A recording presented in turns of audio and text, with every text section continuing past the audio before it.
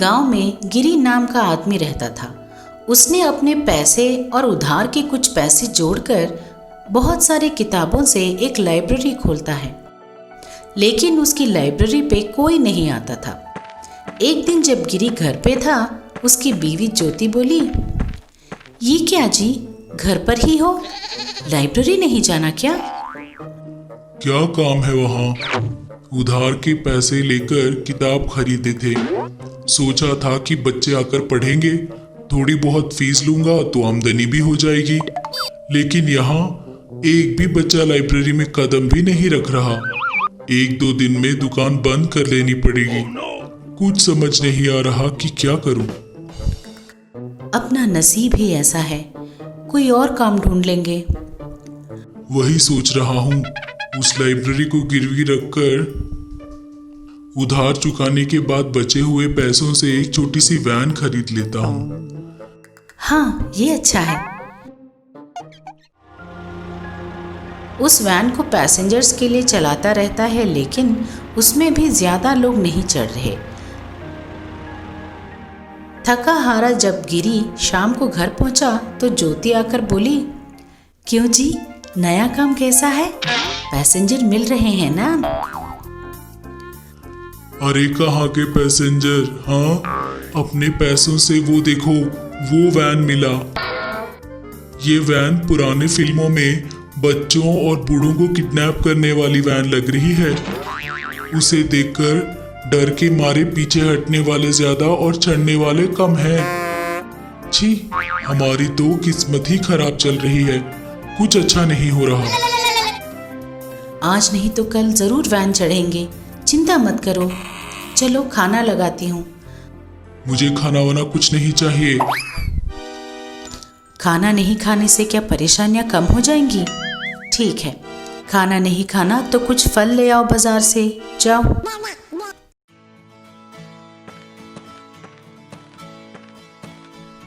हाँ रसूल भाई, केले कैसे दिए? 1 दर्जन 50 का। वो बोल रहा था कि आनंद वहां पहुंचा। भैया स्ट्रॉबेरी है क्या? नहीं सर, अमरूद और केले ही हैं बस। बच्चों की पसंद का कुछ नहीं है क्या? अच्छे से स्ट्रॉबेरी या चेरी बेच सकते हो ना? हाँ सर, बच्चे उन्हें पसंद करते हैं, लेकिन हमने यहाँ स्टॉक मिलना मुश्किल होता है।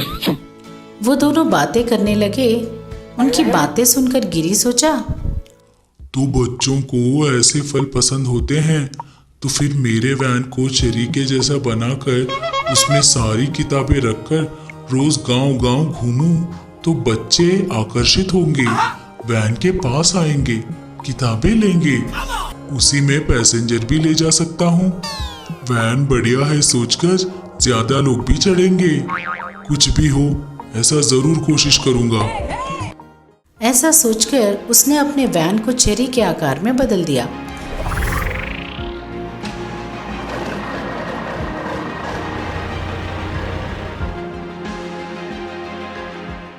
उस गाड़ी को किताबों से भरकर गांव के बीच जाकर रख दिया।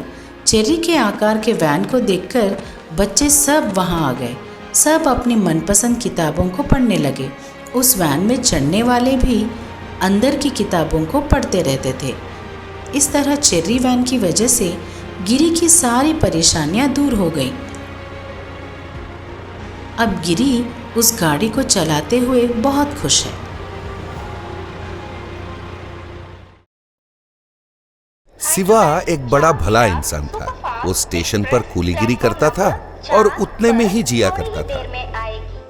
कई दिनों से वो एक मोबाइल फोन खरीदने का सोच रहा था और इसके लिए वो हर रोज थोड़े थोड़े पैसे जमा कर रहा था। शिवा का एक दोस्त था जिसका नाम था विजय। वो बड़ा लालची था। एक दिन शिवा को पैसे गिनते हुए विजय ने देख लिया।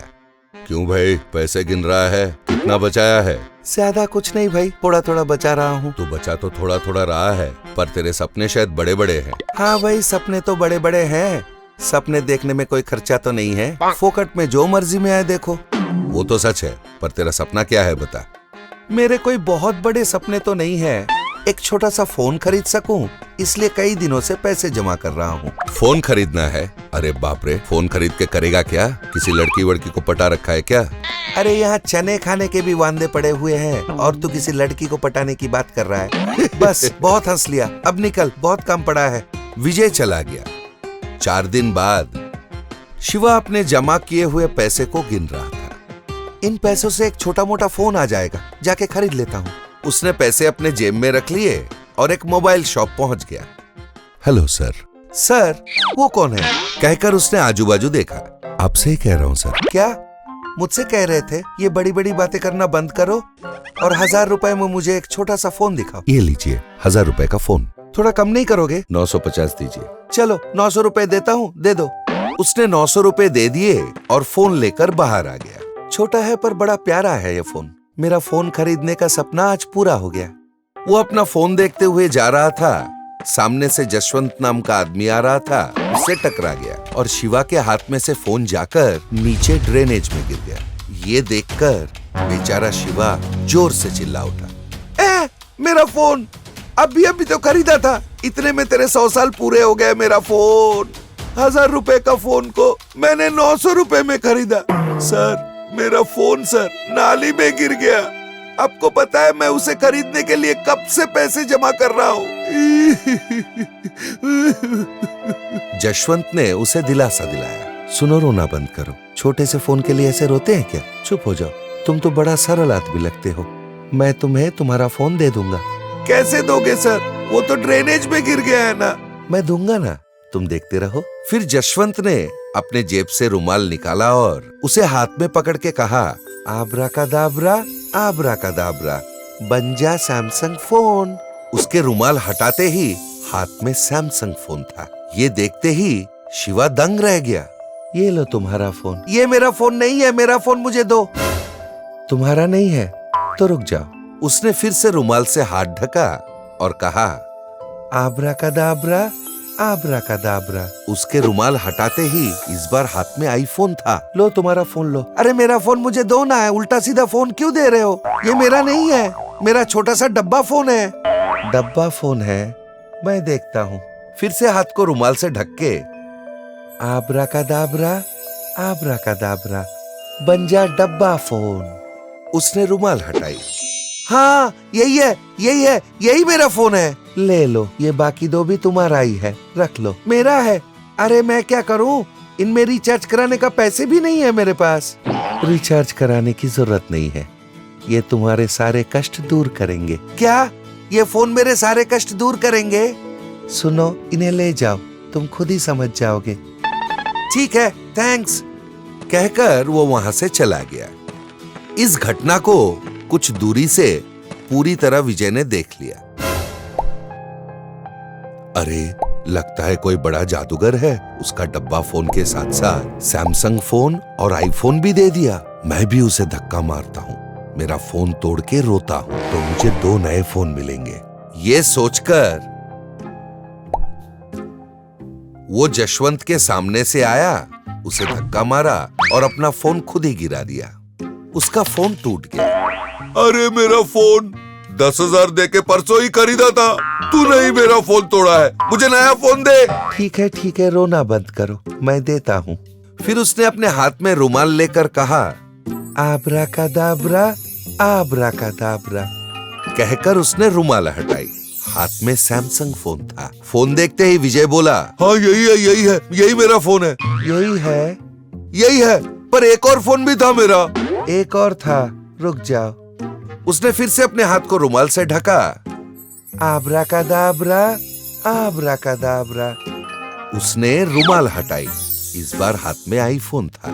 हाँ यही है, तुम कितने भले इंसान हो, मेरे फोन मुझे दिला दिया। तू क्या नखरे कर रहा है?